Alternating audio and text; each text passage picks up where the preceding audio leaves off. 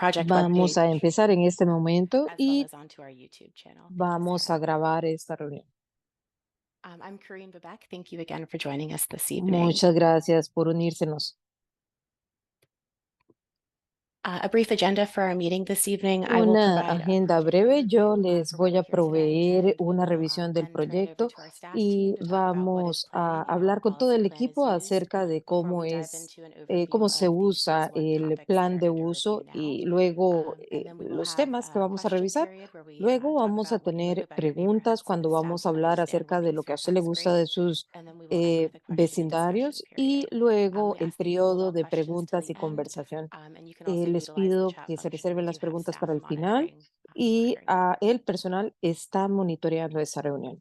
All right, so for a project overview, Muy bien, in summer la of revisión del 2022, the proyecto, board el 6 de authorized a diciembre del plan amendment to 2022, review and se update the entire autorizó policy plan la element of revisión the de todo comprehensive el plan, plan de which was established in póliza 1990. que se había The establecido en policy plan has been 1990. edited Este and plan amended se through the editó y se years, but it enmendó has not en holistically been partes reviewed. desde su So this is our adopción chance to y dive esta in es nuestra and review it oportunidad all at once. para The board revisarlo de una directed us sola on 3 vez. major goals. The La first being to dirección review, update, and se streamline the existing eligió el elements. comité Second, con to add new los siguientes policy elements as elementos: needed, and la we'll hear about some of revisión, la those this evening. actualización And y third, to también la ensure that the policy publicación de plan la is in política alignment with the y strategic que plan, the esté One Fairfax alineado con policy, and el other plan recently adopted policies estratégico y and las initiatives. políticas que se han adoptado en Since the policy Fairfax. plan is a very El large document, we have split plan this de project up into política 2 es phases. Phase muy 1 is ongoing right now, extenso. and phase 2 Uno will se está commence llevando upon a the cabo completion of ahora, phase que es la 1. fase The 1, y la topics that fase are 2 under review with this iniciará first cuando se phase are complete la preface, fase land 1. use, Va a transportation, ser en la environment, fase parks and 1 el recreation, and prefacio, human el uso de services la element tierra, with new transporte, consideration for ambiente, parques y with recreación, consideration for new elements related to salud equity and y community health. servicios humanos. Here is our project timeline. We're currently Este es wrapping la up our cronología. informational outreach phase. This is our final kickoff meeting for this month. We've had 4 in-person meetings and 1 other virtual meeting. We will also continue outreach through the summer at various events such as farmers markets and community events and locations, as well as metro stations.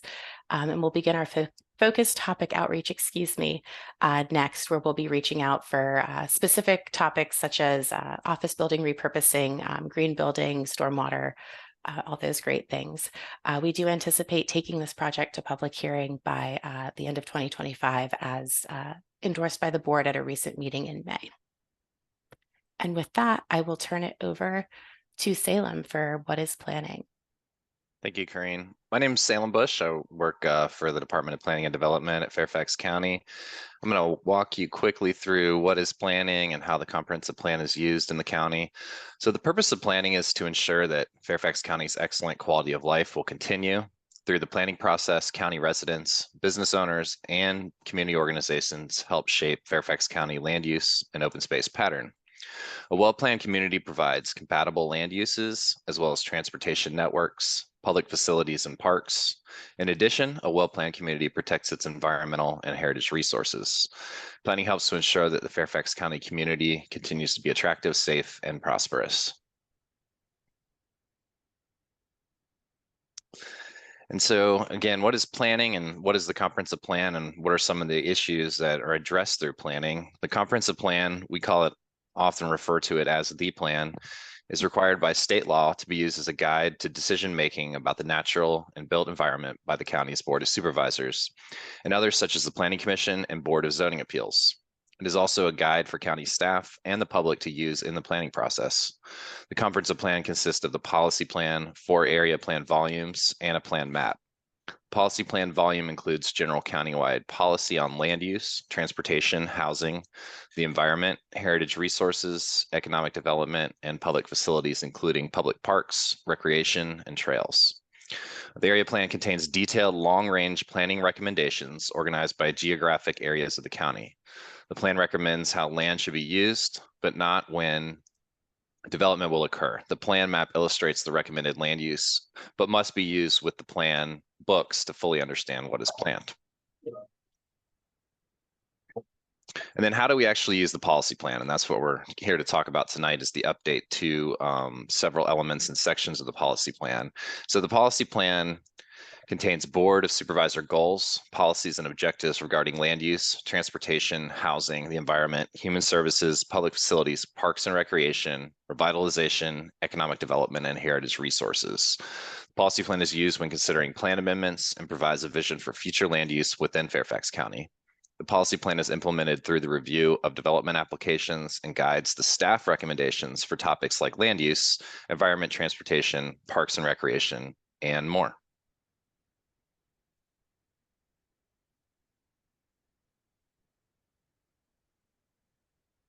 Good evening, everyone. My name is William Nance with the Department of Planning and Development. So this slide gives an example of the Kingstown Consolidated Facility. This example shows how staff analyzed the zoning application against policy plan elements and associated objectives and policies to implement different goals for multiple agencies. Just a few highlighted features that were achieved through the implementation of certain policies include green building certification, EV charging, natural landscaping, in addition to many other features.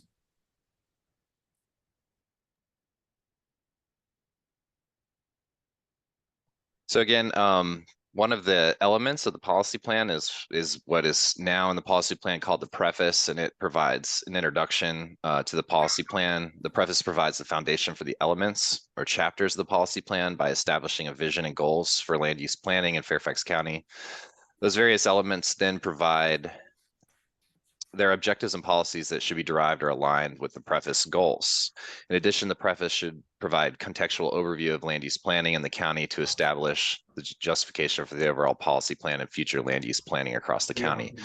So some of the key considerations that we have been looking at so far is looking into the countywide strategic community outcome areas. The countywide strategic plan was adopted by the Board of Supervisors several years ago, and it laid out a lot of community input that lays out a vision for the community and some of the most important pressing issues for the community.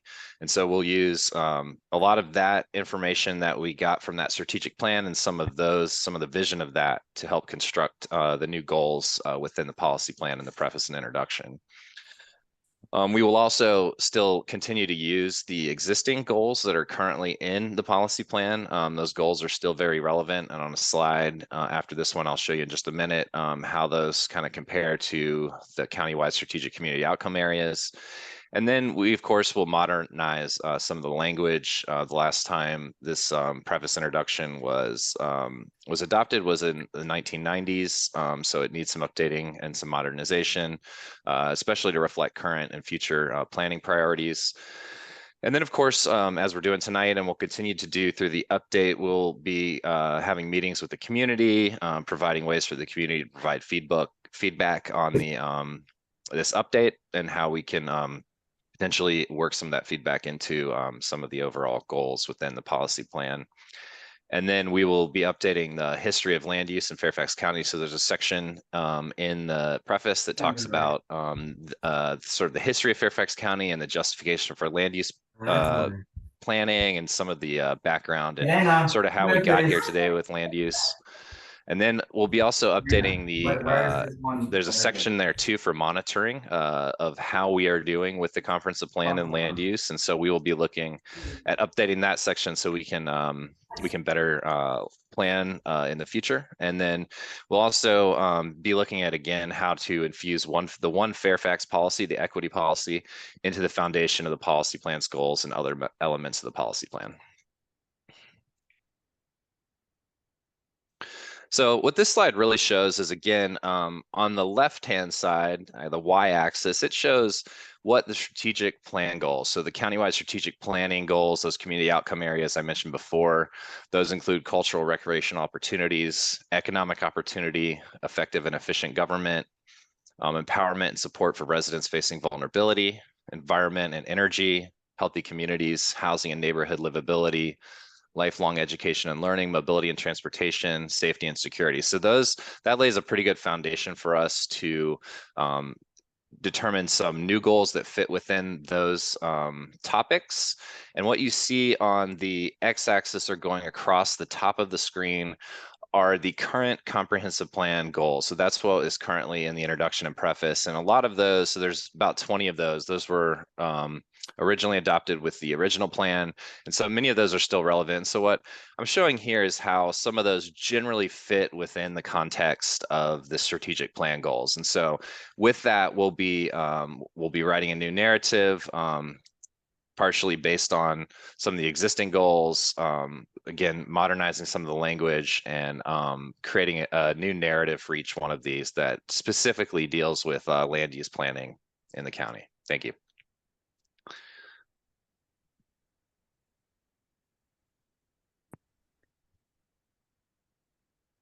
Good evening, everyone. Thank you to everyone who went to the Teams meeting and I know are joining our Zoom meeting now. And so anything you missed, we'll cover again at the end. And of course, you'll get the slides from the presentation tonight too. And so I just wanted to talk a little bit about one of the new policies that we'll be incorporating into the policy plan this time around. And so as you know, the county, or as you might know, the county adopted an equity policy, the One Fairfax policy in 2017, which committed the county to consider equity when developing, planning, and implementing all policies, practices, and initiatives. And in that One Fairfax policy, there are 17 areas of focus with specific goals, many of which are related specifically to the work that we do here related to land use, including things like affordable housing and access to transportation, et cetera. And so equity in turn is one of the key drivers of the county's strategic plan overall. And that's how the One Fairfax policy is operationalized in the county. That the way it's operationalized in the strategic plan is what we refer to as access to opportunity. And that's the idea that we hope to incorporate not only in a standalone policy section in the policy plan, but an idea that will be carried through in all of the elements of the policy plan. And so this follows some just kind of principles of equitable development that includes community engagement and affordable housing and transportation and mobility, as I talked about earlier. And then a topic I know that has come up quite a bit during the process so far, and that we hope to discuss deeper and further, is just the discussion about displacement in the county, both residential and commercial and cultural displacement. And so so I look forward to having deeper conversations with people as we move forward in this process about how we'll be able to incorporate the One Fairfax policy deeper into our policy plan overall. Thank you.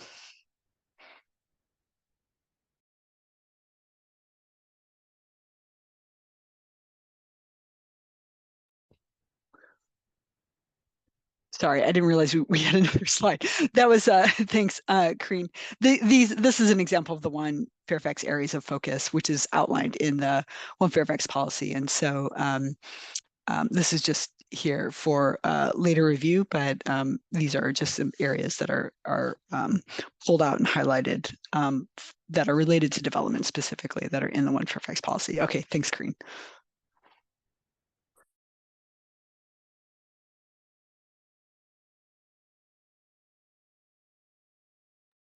Good evening. My name is Anna Ricklin. I am the Health and All Policies Manager with the Fairfax County Health Department. And we are really happy that the board has authorized the inclusion of community health specifically in the policy plan in this round. Like equity, it is a new topic to be addressed in a specific way. We currently have a human services element, which is quite out of date and needs to be updated and modernized. As Salem was saying at the beginning, that is one of the goals of the entire process for this policy plan. And what we're going to do is actually fold in human services and the focus on healthcare and access to services into the community health element, because it is a significant part of what makes our community healthy, is that ongoing access to healthcare and human services. Those are the bolded words there in the top paragraph. We also know that a variety of transportation options can support active living. And the ease of engaging in physical activity is supported by our parks and recreation system. And of course, we need to have access to healthy foods, clean air and clean water, and a sense of belonging. Those things all come together to shape the health of our residents in the county and of you here joining us tonight. And we know that communities that prioritize those factors are more resilient. Of course, there are things that support those components of the community that support those things that I was just talking about is attractive to residents and of course businesses, because they think that they believe that their employees want to live in that kind of community. And also a healthy community means that no one is disadvantaged from achieving their potential because of limited access or because of the cost of these different resources. So as Michelle was saying just now, equity really is folded into multiple topics, and that's very much a focus for us as we're developing content and directing our research in community health. At the bottom here, we have a couple of statistics about how healthy we are as a community. The health department released late last fall a community health assessment that has a lot more data about how healthy our community is. And you can see here that in a lot of neighborhoods in the county, and when we say neighborhood here, we actually mean a census tract. If folks follow census tracts, I don't even know what census tract I live in, but in 26 of those, at least 20% of adults say they get no physical activity outside of work. So that's not great. We need to be doing more as a county to help people, support them in getting physical activity. And one of the ways to do it is how we design our community. We know that one of the outcomes of that is overweight and obesity. And one of the outcomes of that is can be diabetes. And so we know that the way we design our communities really do shape how we live our lives, and those components have real outcomes, real impacts on how long we live and how healthy we are.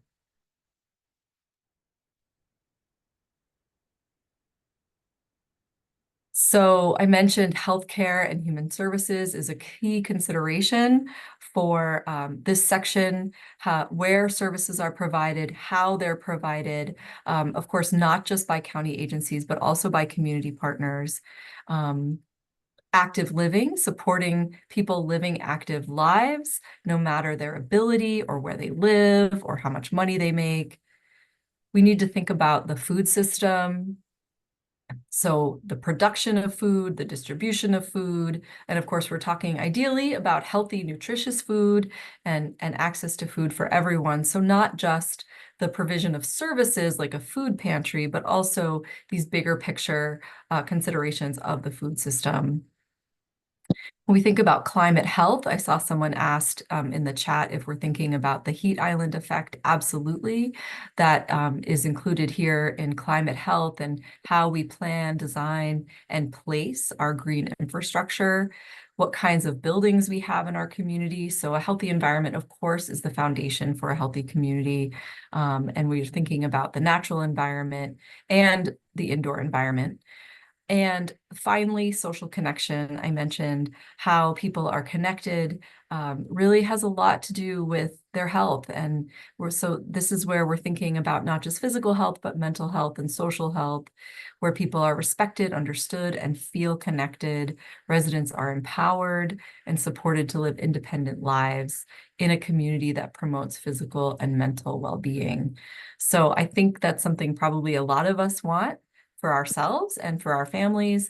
And so we're hoping to include goals and objectives around these 5 general areas in a new way that we're addressing community health, which I think will also impact some of the components for the other topics you're going to hear about tonight, like transportation, parks, and environment. And I'm happy to answer questions at the end.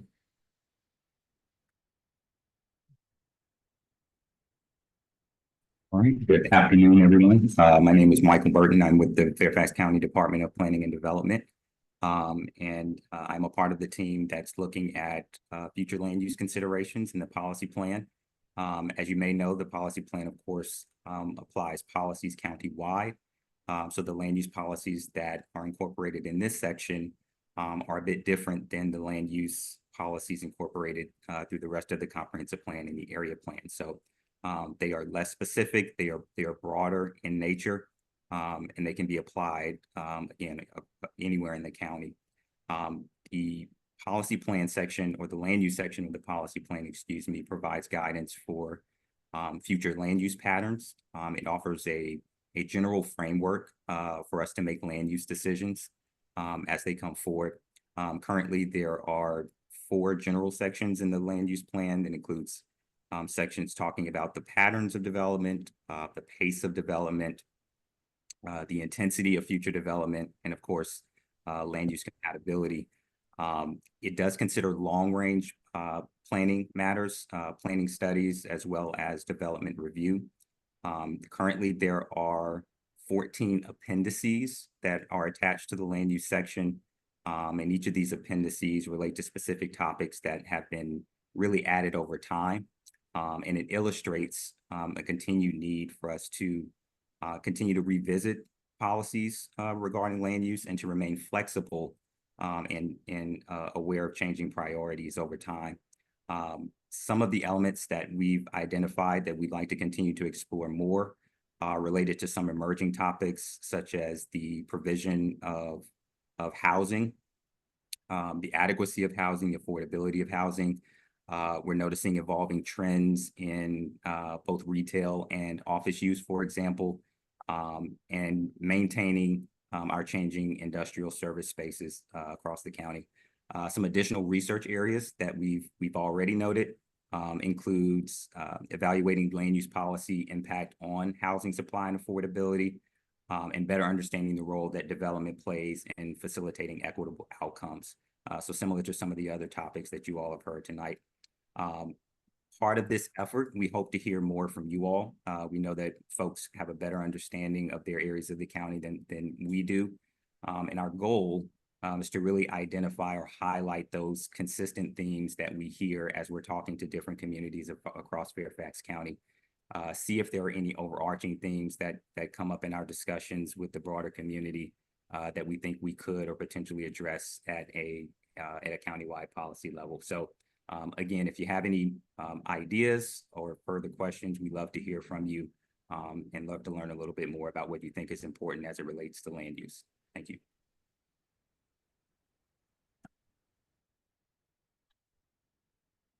Good evening. I am Carly Aubrey and Senior Environmental Planner with DPD, and I am co-lead with Corrine Bebek on the environment element. So current policies in the environment element are grouped into 3 broad categories: environmental pollution, environmental hazards, and environmental resources.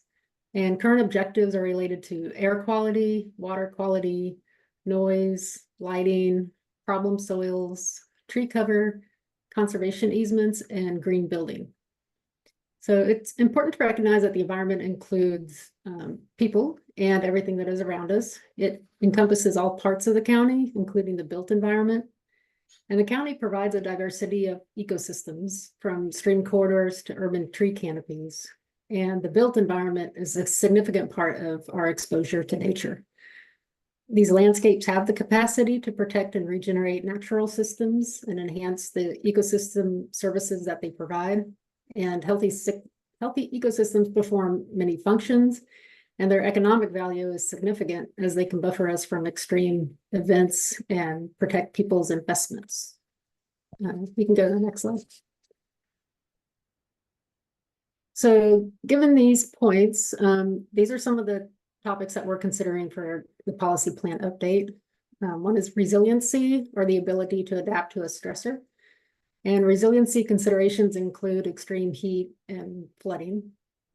And then we're also looking at preservation, enhancement, and restoration of ecological features and natural vegetative communities.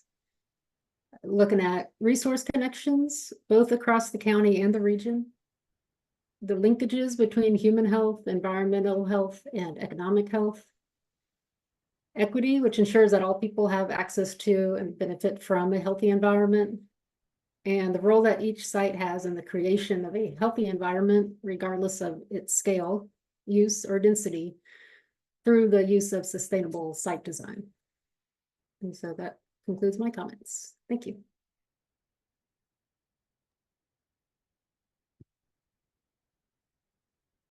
Hi, everyone. My name is Ryan Stewart. I'm a senior planner with the county's Department of Planning and Development.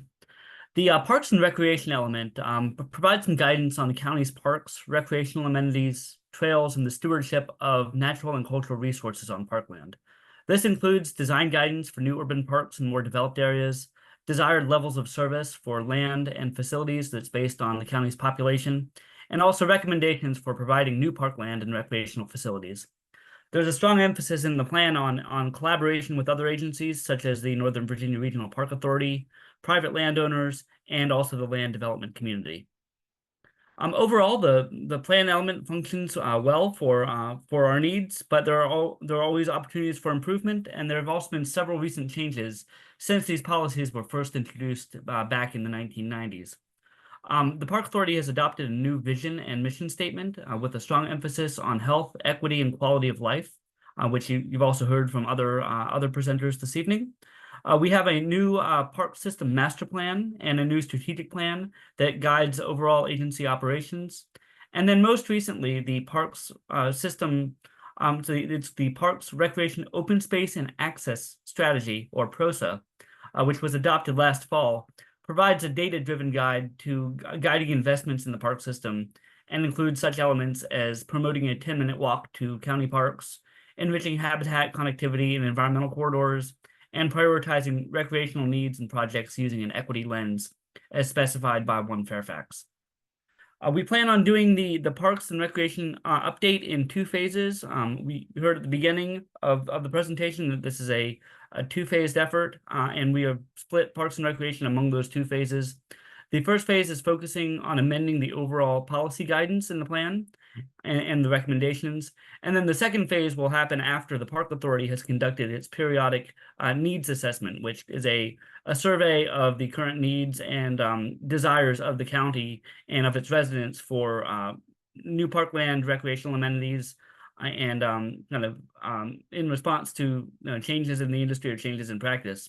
And so, once that's completed, we'll be able to focus on some of the more specific elements in the policy plan, such as the urban parks framework and its design guidance, some of the population-based service level standards, and then also the park classification system that we have and the parkland acquisition criteria as well. And so, like I said, that's split over 2 phases, and I'm happy to answer any questions at the end. Thank you. There we are. There's our second slide here, showing some of our key considerations that I've talked about. So we have that as well for you to see.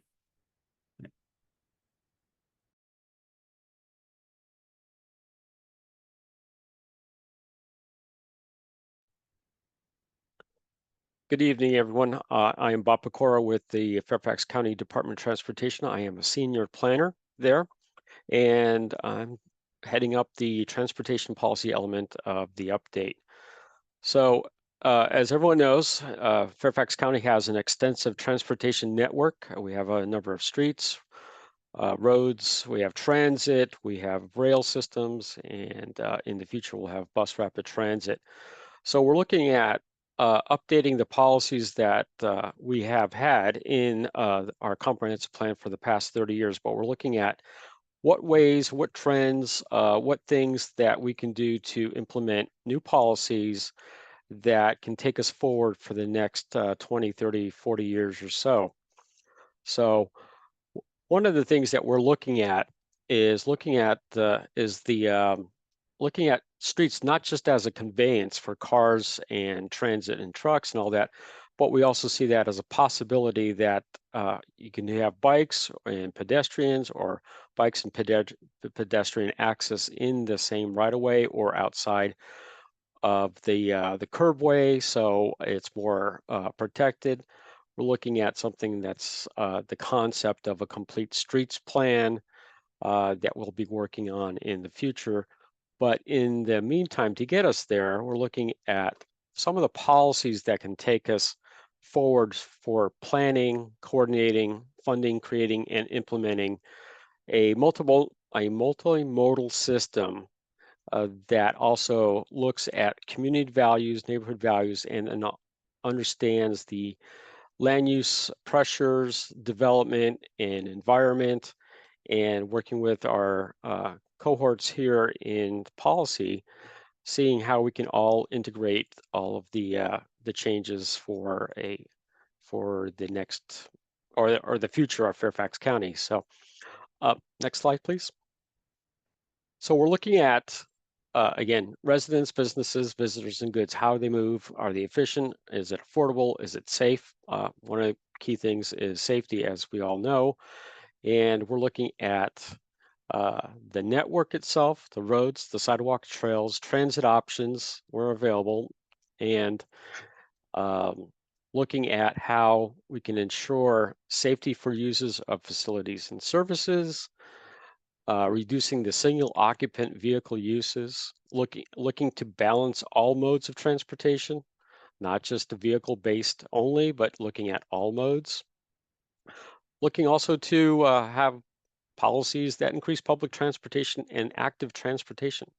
Our active Fairfax Bike Master Plan will soon be coming online.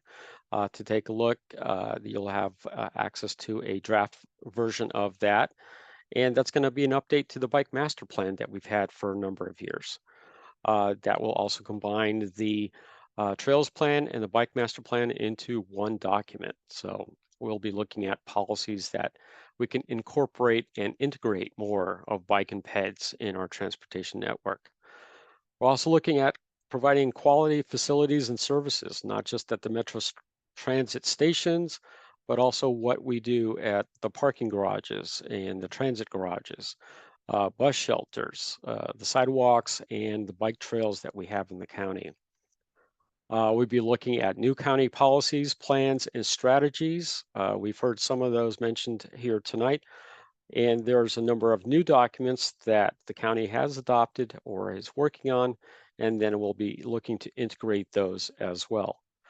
One of the key things to help us with going forward with any planning and transportation projects is continuing to look for funding and potential funding sources so that we can incorporate services and facilities and improvements to those, and also be proactive and plan for new facilities and then actually go ahead and build them. So I'll be here till the end of the meeting and I can answer any questions at that time. Thank you all for coming tonight. Hope you enjoy the show. Thank you, Bob. It seems we have a raised hand right now. Is Cynthia, is your question quick or should we wait till the end? I don't want to lose the question, but I also You can wait till the end. You can wait till the end. Thank you. Perfect. Thank you. All right. Well, thank you, team. We've taken you now through our open house style boards, and we have a question for you guys next, and then we'll open it up to Q&A.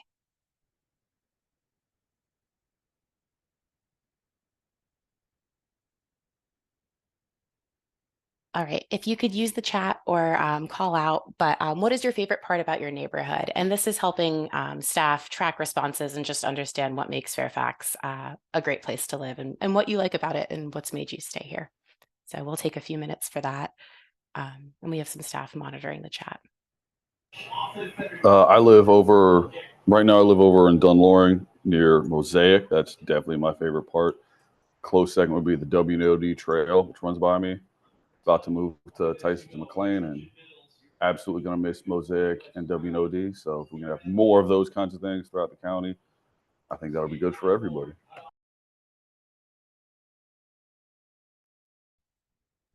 Thanks, Corrine. You know, the theme of liking parks is coming up in the chat and has come up in some of our previous conversations as well. I mentioned that the health department recently did a community health assessment, and access to parks and Fairfax County parks came up as one of the things the county really appreciated. I see Cynthia has her hand up again.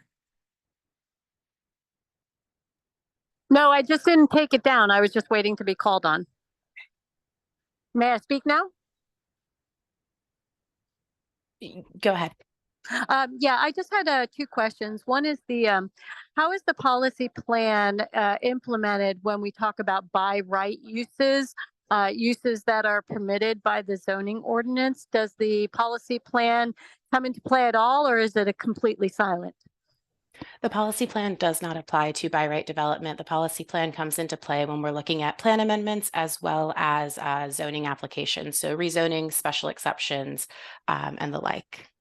Okay, so for the 163 million acres of available space in the Sully district, where we can put data centers, there's nothing we can do about asking for mitigation for polluting diesel generators that they employ tier 2 instead of tier 4. There's nothing we can do to mitigate any of those impacts of clustering of the data centers in the western portion of Sully district and the western portion of Fairfax County through the comprehensive plan. Is that what I'm understanding?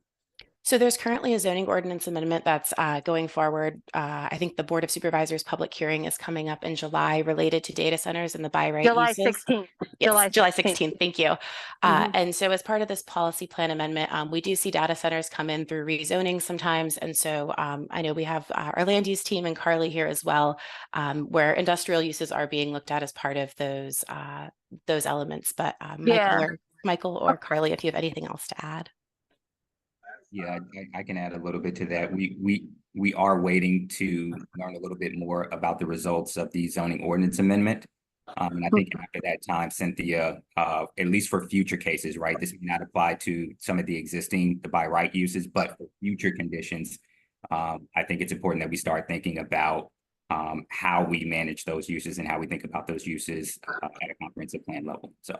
Yeah, I would like to suggest that because, I mean, in terms of the clustering, it's going to affect us a lot. And we're already losing one of the manufacturing home communities and affordable housing community in the Meadows of Chantilly will be lost to a data center soon. So we think this is a very important topic. Thank you. Sure. Thank you. I see some more raised hands, so I think we can go through with question and discussion, and we can pop back over to the favorite part about your neighborhood towards the end if we have some time. And also feel free to just add to the chat on that question. I see someone else has a raised hand, but I can't see the name. Bruce Wright, I believe you are next.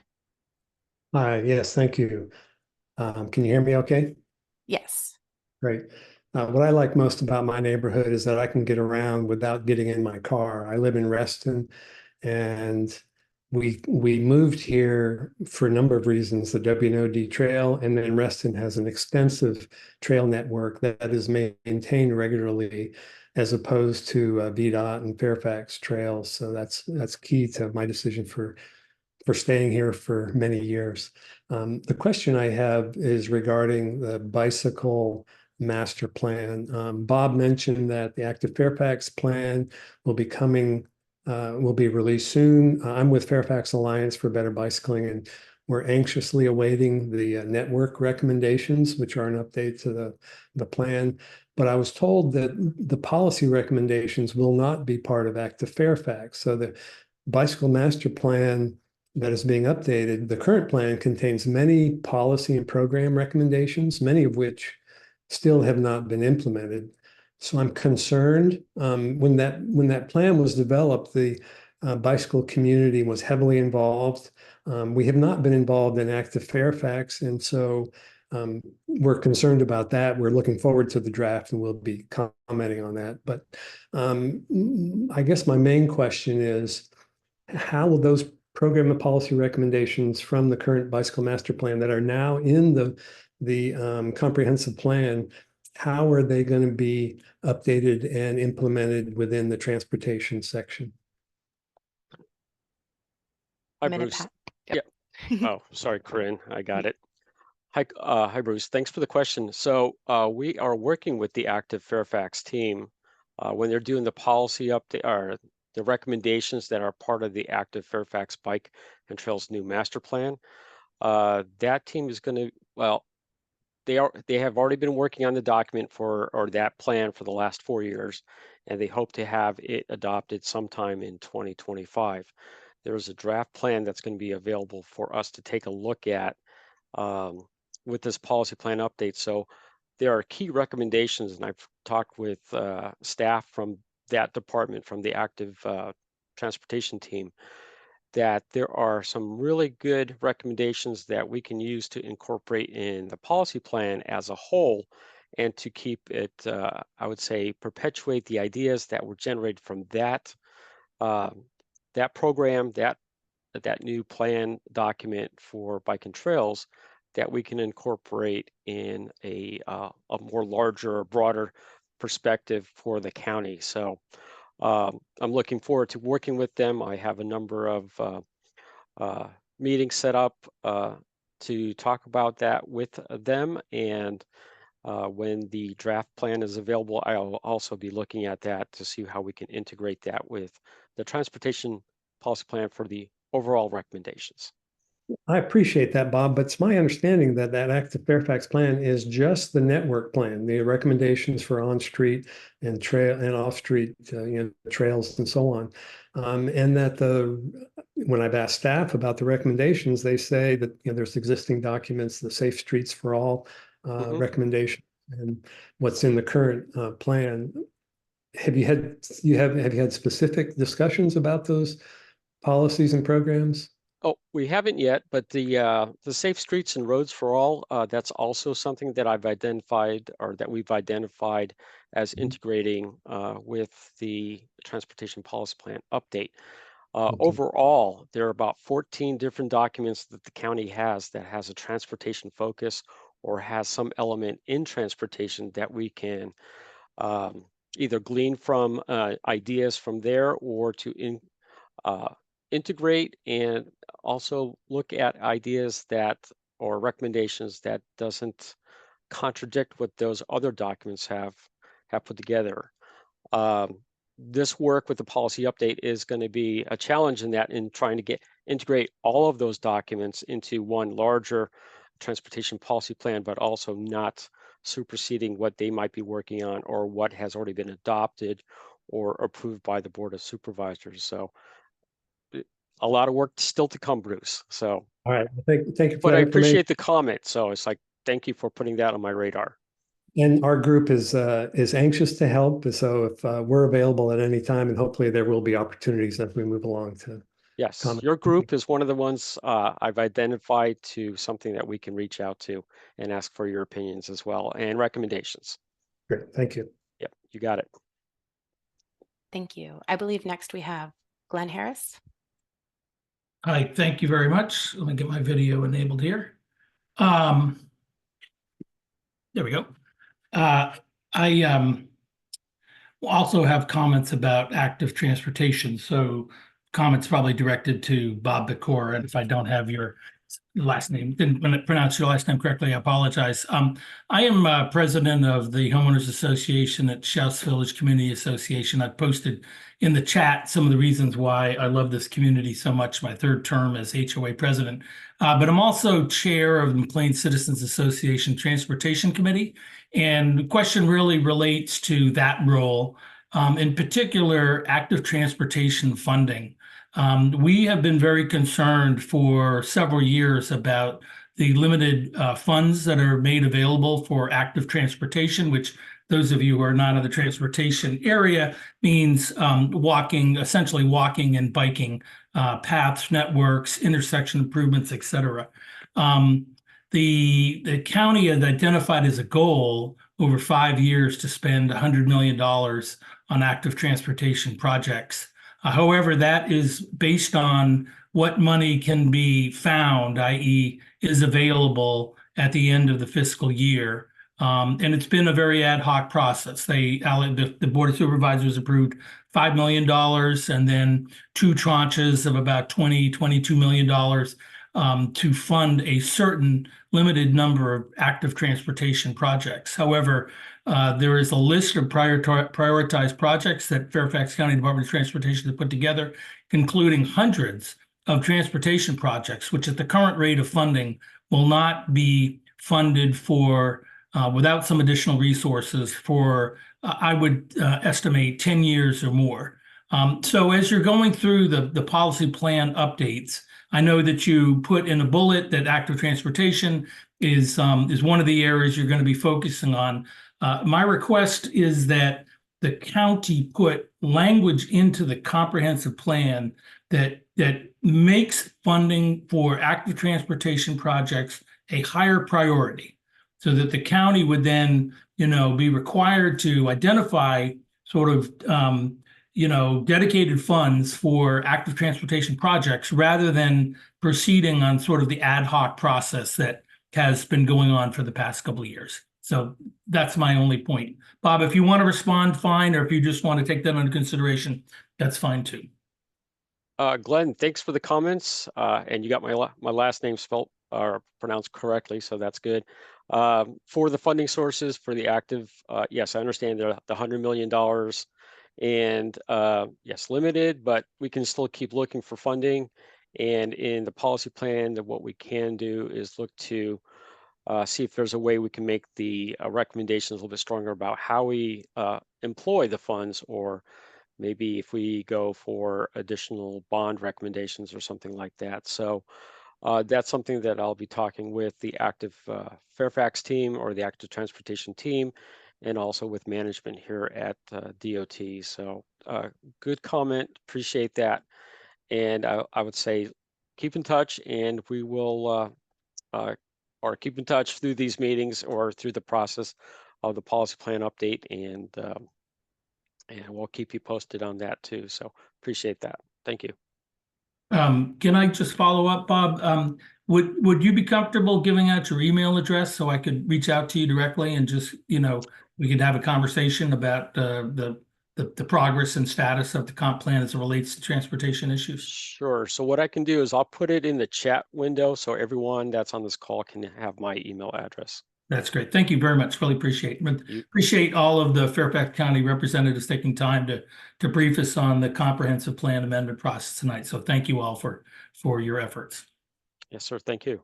Thank you, Glenn. And just so you are aware, the McLean Citizens Association has requested a meeting from us in August. I believe August 27th is the date. So you will be seeing us there, and we'll make sure that Bob is present based on the feedback that we've received tonight. Oh, that would be great. I know it's with Planning and Zoning Committee on August 27th. And Bob, if you are also at that meeting, that would be great. I plan on attending as well. So thanks so much. I won't take any more of your time. Thank you. Jerry, I believe, is next. Yeah, thank you so much. And thanks so much for the background that you provided today. I raised in the chat line early on when the discussion was elevated about one Fairfax policy and how that's an overarching conception of how we could build more equitably a better community on into the future. I just wanted to make sure we think about where we've come in the past. So there is a long history of covenants in communities that were racially discriminatory, and it creates the current patterns of racial inequities across the county. So I'm hoping that data will kind of provide history as a pointer to not just the better future, but a future that is filled with remediation. At one point in time, Fairfax County had a 25% African American population, and that has shrunk dramatically. My own community in the Vienna area, we have a 150-year-old African American post-Civil War community that's shrinking as we speak because of the rapid gentrification in the community.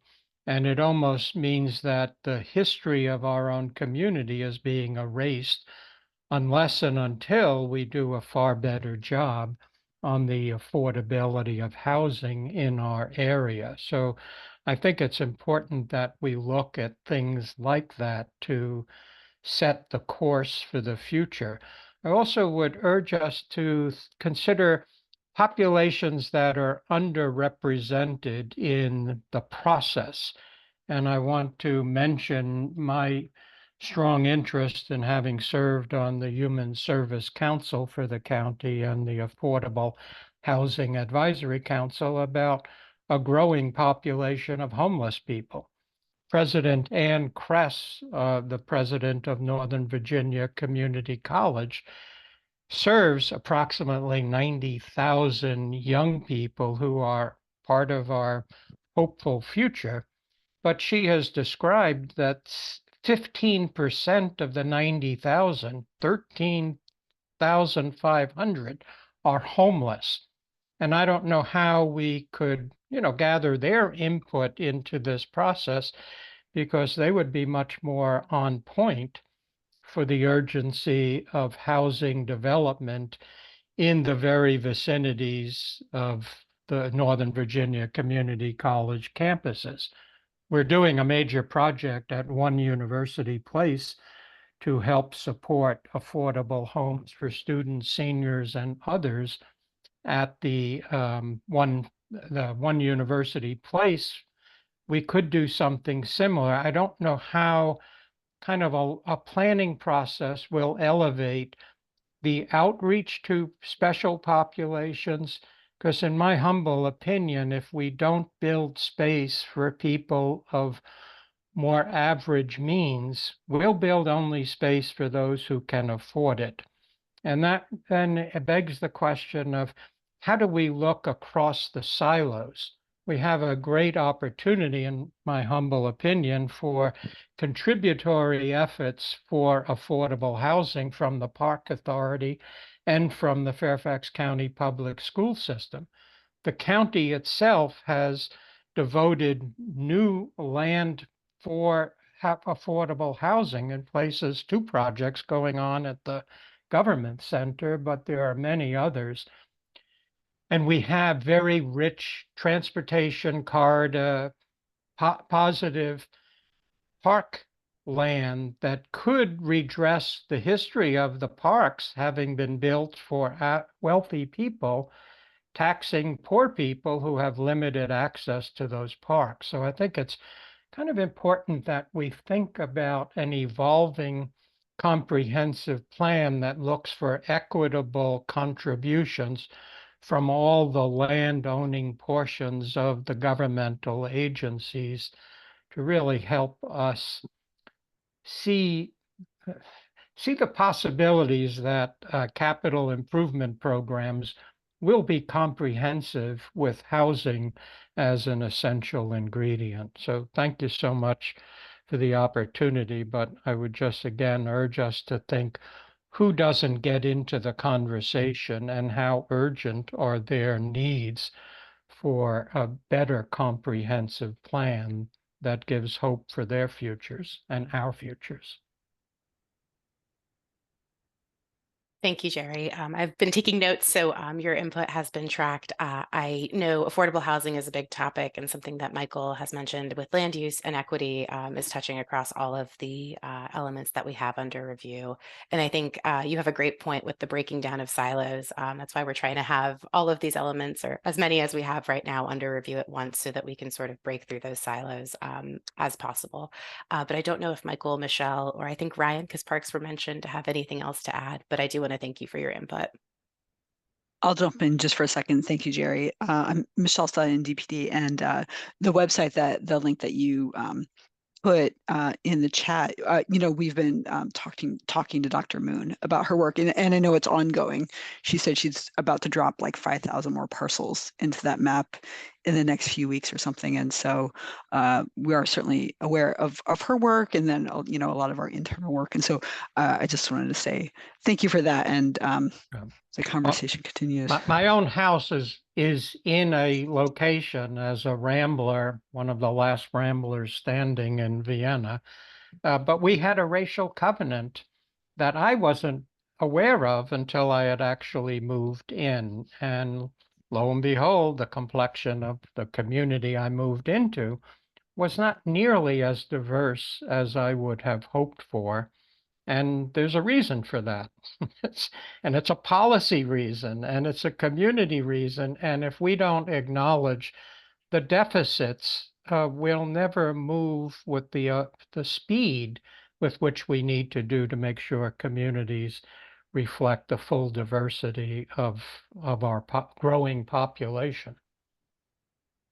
Just to make a continuing plug for that website, she has a really good history section that really digs into both federal policy and then like mortgaging and financing policy and whatnot behind the racial covenants. And so it's really interesting.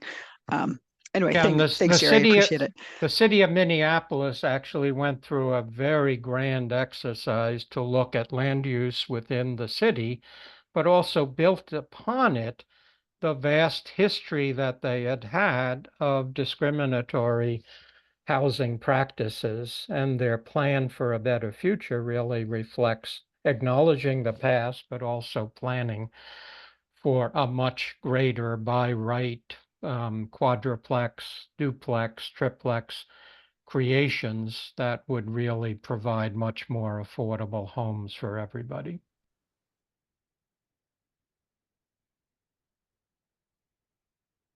Thank you, Jerry. I believe Keith is next, unless Jerry, you had anything else. All right, well, thank you. Jerry, I agree with everything you said. But I'm gonna go back and pick on Bob like everybody else for a second. So I really love everything we're talking about here with the plan forward. This is what we need to do. Our urban density is higher than that of a bunch of other major cities like Oklahoma City, Jacksonville, Indianapolis, New Orleans, a bunch of other places that have pro sports teams. To give you an idea of what they are, we're a city. We just don't get the designation. We need to treat ourselves like such. And I think this is doing a great job for it. My only concern is when we talk about the transportation stuff, you know, we talked about how we need to get more people out of single occupancy cars, which we 100% do. I'm just wondering, how is the plan forward going to be tied? You know, when the rubber meets the road, how is this plan going to be dedicated toward projects getting done? Because in the budget meeting, there was $200 million over the next 5 years allocated towards bike and pedestrian infrastructure, and $1.6 billion dedicated towards widening roads. And yes, that's billion with a B. And I mean, that's one. Widening roads never works. We might as well set the money on fire, and it'll be better use. How is this plan going to help shift priorities so that we are not adding lane miles? Because whenever we do that, we're just setting ourselves further back and further back and further back. But so that instead we are ideally reducing lane miles and shifting them over to things like BRT and multimodal bike trails, things like that. So any input is appreciated. Thanks, Keith. Great comments. You're right. So there is a lot of road miles now. There's a lot of things that we've done in the past to keep on building our transportation network with roads for the vehicles. What we're doing with this effort and all the planning efforts that are going forward is we're looking at shifting the focus on vehicles to more of the active, well, let's say the multimodal part of it. So looking at pedestrians, bicyclists, and for transit as well, and then also micro mobility as policies. So long-range planning, long-range transportation planning is what we do. So we're looking at options to give as many different means of travel throughout the county. So vehicle travel will still be a thing in the county for a number of years to come, because we still have all automobiles. But we're also looking to focus that differently. I recognize that, you know, nobody's saying we're going to eliminate all car miles, right? But I mean, 200 million to 1.6 billion, that seems a little lopsided to me. And I guess my question is the shift going to happen with dollar amounts, or is that something completely separate that we really only talk about in the budget hearing, or is that also part of the strategic plan? Well, that's funding is something that obviously we do need to have, and there is a list of transportation priorities in our transportation priorities plan, and there is also a list that has the unfunded portion, which is also in the billions of dollars. So when we're looking at funding to implement any of the changes or recommendations or new types of transportation modes, we are competing against other state entities and also national entities for the funding. So I don't have the right answer for you today, but it's a challenge that we do, that we work through. And the policy planning that we're doing with this is looking at how we can keep us as a county viable for getting additional funds, or at least put policies in place that we can continue to get more funding, and looking at changing the priority to not necessarily just road building, but maybe let's do other things. And as Glenn had mentioned, or Bruce Wright mentioned, looking at the focus not just on vehicles, but moving on to other means of transportation. So I don't have the easy answer. I don't have the magic answer for you today. It's like, I mean, I want the real answer, not the easy answer. But I guess my question is, so I understand that a lot of the funding comes from different sources. So a lot of our roads I know are controlled by the state, and a lot of, the mass transit is multi-governmental agencies like WMATA. But the number I told you about, the 1.6 billion, that is from the county 5-year budget plan. So does making this shift, which I'm very glad it's at least somewhere, does that carry any kind of weight?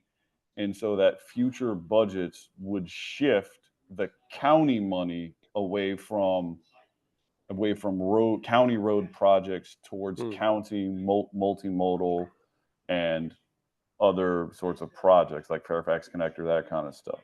That's kind of like we control what we can control. I guess that's what I'm asking.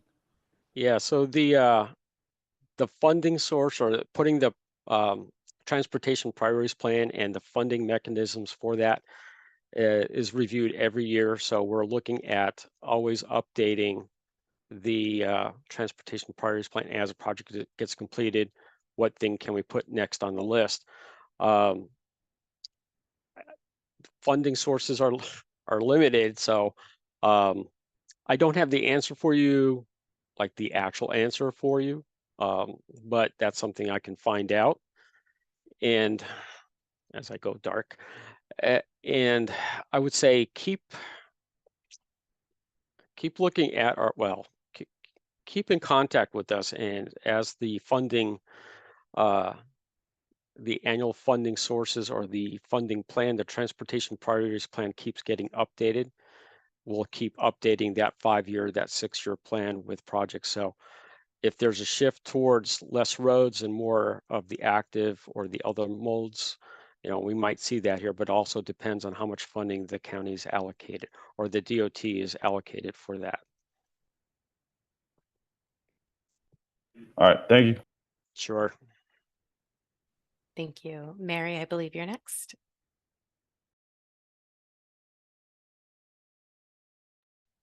Hello. Yeah, I wanted to point out there's a big connection between affordable housing and too much road building. And that is, I live near the Route 1 and the 495 near the Woodrow Wilson Bridge.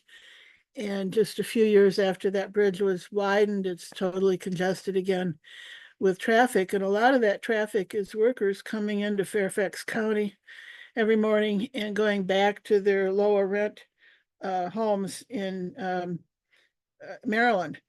If we had lower rents in Fairfax County, a lot of those people could live here and not have to commute and clog up the roads. So many of our people who are county workers or all kinds of service workers, including healthcare workers, can't afford to live in the county, and they have to commute long distances on the roads. And they're not going to ride bikes, they're going to commute. So if we had a little more affordable housing, roads would be less congested. Also want to inquire as to, I read the county policy plan on land use, and it was as you would expect from the time it was written. It's very defensive of single family home communities and subdivisions, and it's really kind of promising nothing will ever be done to disturb them. But I'm wondering if the new language might just kind of leave the door open for more inclusive zoning in the future. I know you're not going to take that issue on now, but it might be helpful if it was written in a way that might someday accommodate the duplexes and quadplexes that are being instituted in other nearby communities. Hey, Mary, this is Mike Burton with the Department of Planning and Development. I think you raised some absolutely valid points. I think we certainly don't want to preclude how the county continues to grow and where we see growth occurring in the future.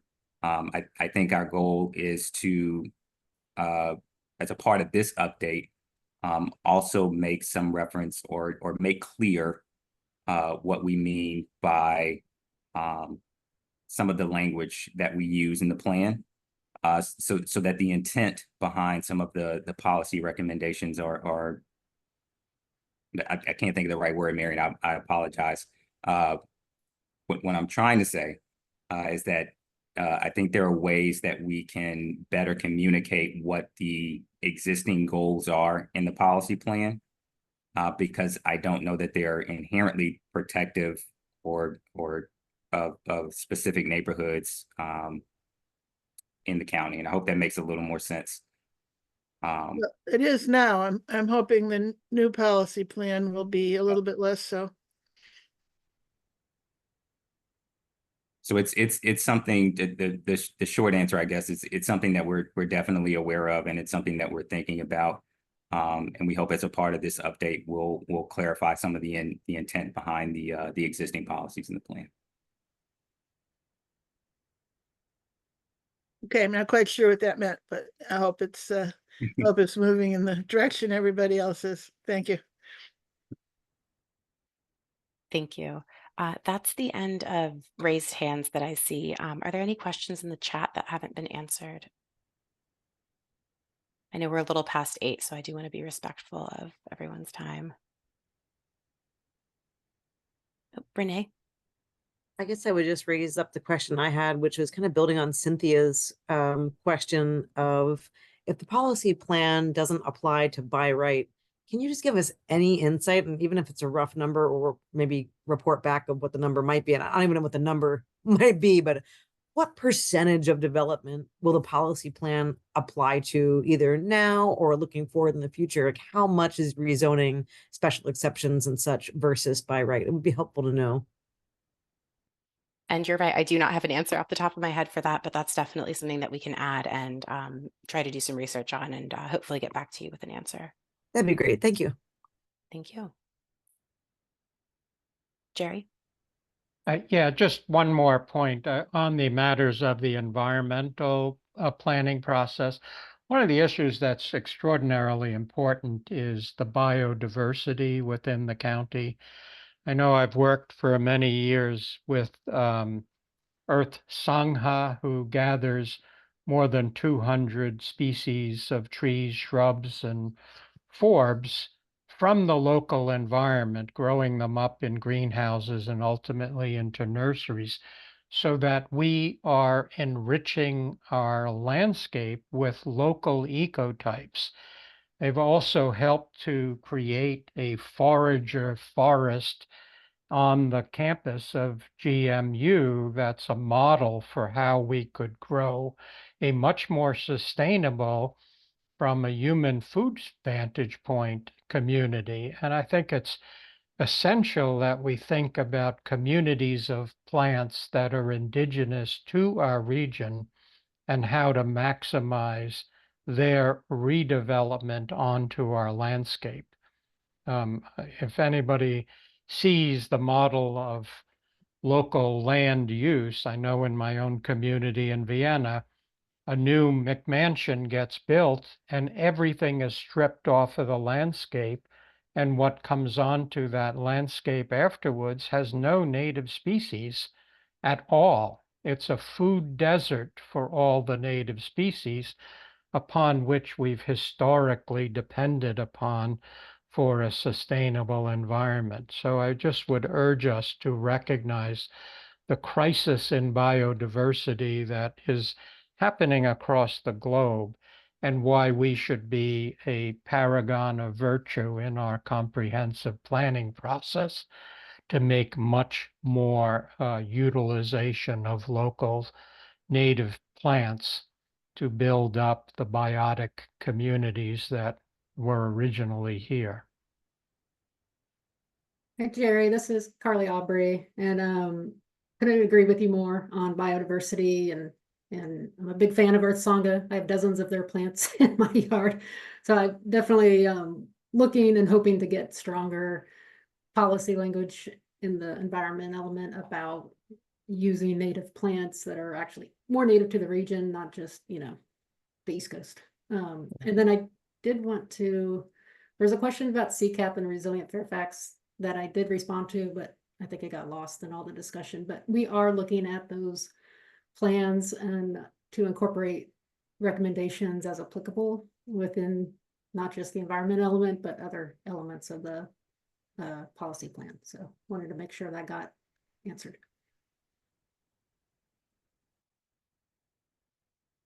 Thank you, Carly. All right. I don't see any other hands raised.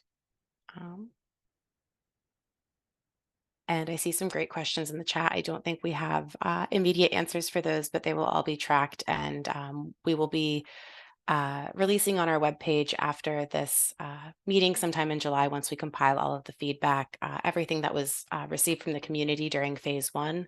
And we will also be continuing our outreach through the end of this year. So be on the lookout for us at farmers markets, other events and such. Don't hesitate to reach out. We do have, I guess I could switch the slide so you can see the resources. We do have a project web page that we are keeping updated. Our recording will be available on that web page in a few days. I believe it takes a little bit of time for the cloud to process it. It'll be available in English and Spanish as well. Thank you to our interpreters. If you would like to review the current policy plan, we do have a link to that. If you would like to provide any comments or policy considerations, we do have a central email address. We've also been monitoring it for any additional meeting requests that may come in.